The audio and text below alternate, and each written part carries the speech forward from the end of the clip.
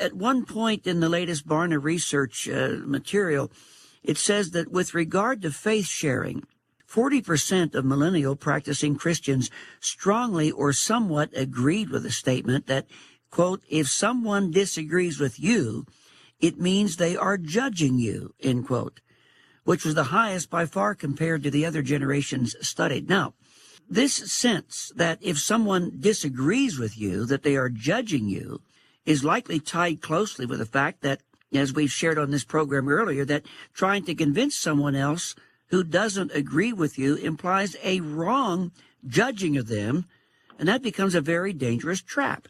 And so, Dillon, can you share your thoughts about this judging and how simple evaluation and thinking perhaps has become hijacked into this culture?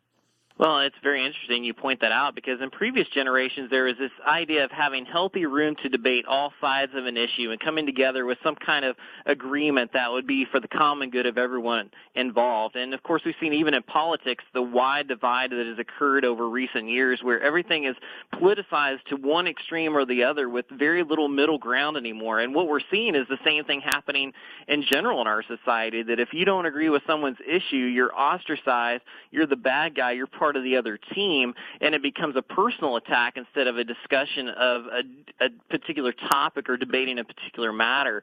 And I think more than anything in the past, this generation sees that what you say is connected with who you are. There's not that strong divide like there was in the past of information and integrity. It's all one and the same. So if you really want to be effective in sharing your faith with people today of the younger generation, your life has to match your message for you to have that influence into a person in talking about matters of faith.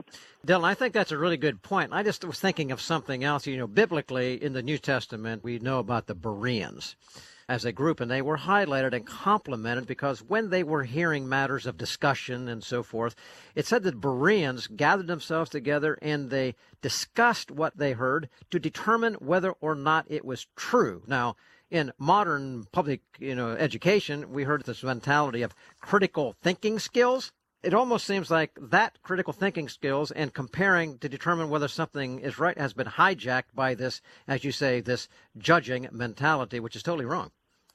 Right, and I think of myself, I grew up in a time before having the internet on your device everywhere you went, and when I was in that position where I had access, I thought, oh, what a great ministry tool, or what a good work tool. But now it's so prevalent that the next generation sees the internet not for education, but for entertainment.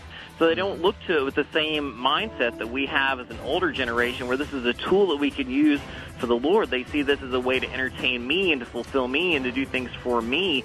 And as a result, your focus in life is so much about what's going on in the here and now rather than talking about issues of eternity.